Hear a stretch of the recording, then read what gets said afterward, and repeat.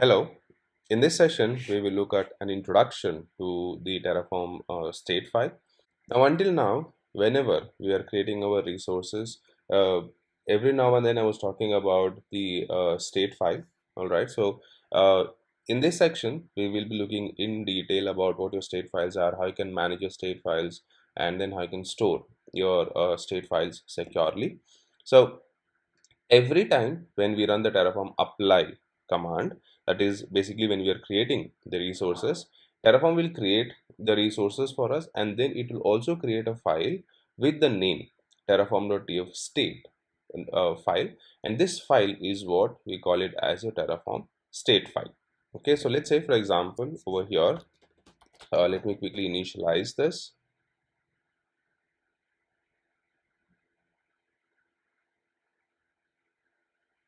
And so here you see I don't have any file with the name terraform.tfstate. Okay, so these are basically all my configuration files. So let's quickly apply this,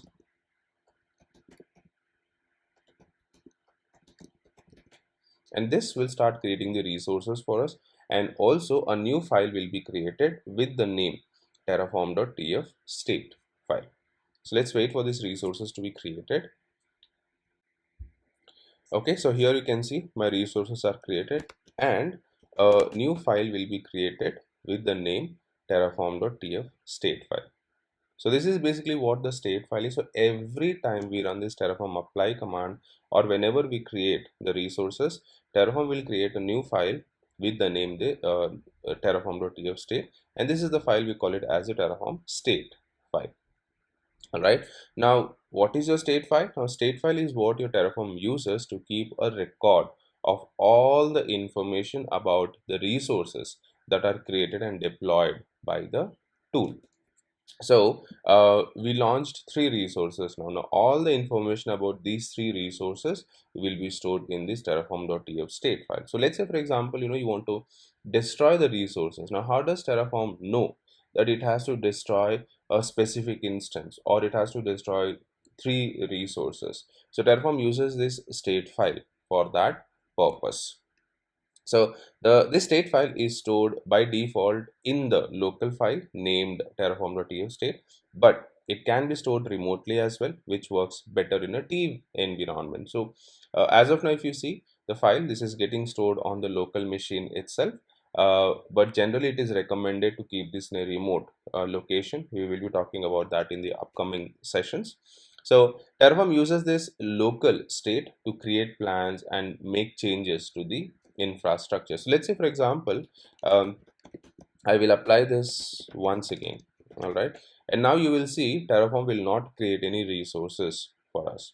This is because we have not made any changes to the configuration file, and you can see here it is basically refreshing state. So we had three resource blocks, and for those three resource blocks, here are the resource IDs. So how does terraform get this information, or where it is looking for this information?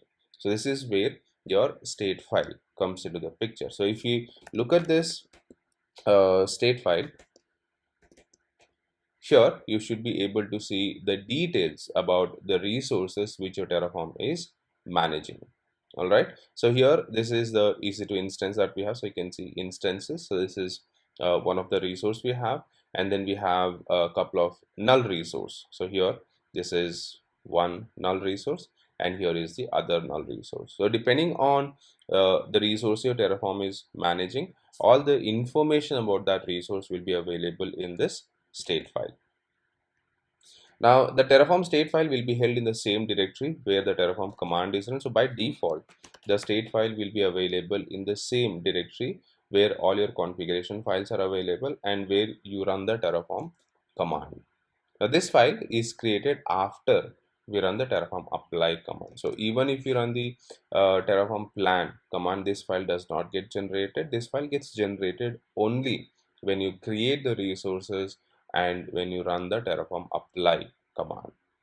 Now the actual contents of this file is a JSON formatted mapping of the resources defined in the configuration and those that exist in your infrastructure. So like we looked at this file, the content of these files, if you see, these are in the JSON format, and this is basically the information, some of the information that we gave in the configuration file and the resources the Terraform is managing for us.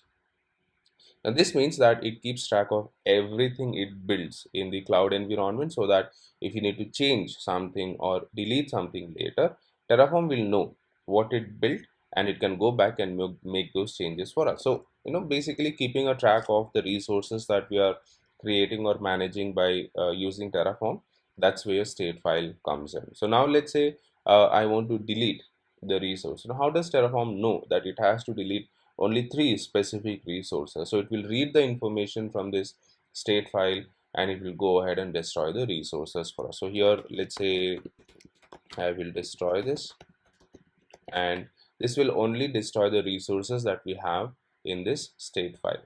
So even if you had like 100 instances running, but if your Terraform is managing only one instance, only that one instance will be destroyed by Terraform.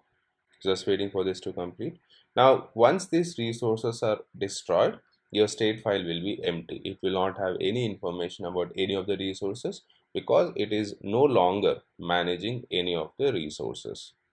So this is where your state file comes in. So state file is a very important file for Terraform, and at any point if you want to keep track of the resources that your Terraform is managing, it makes use of this state file, and by default it uses the name terraform.tfstate, which means it's a state file.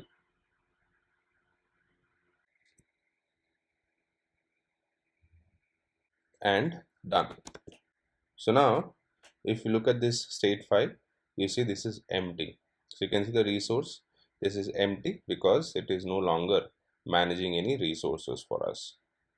So that's basically what your state files are.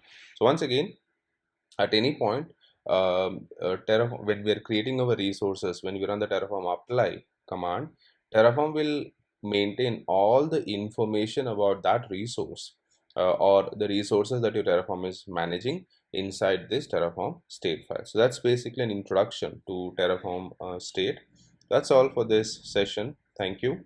Once again, before you leave, please don't forget to subscribe to the channel, and if you like the video, leave a like and please share the video.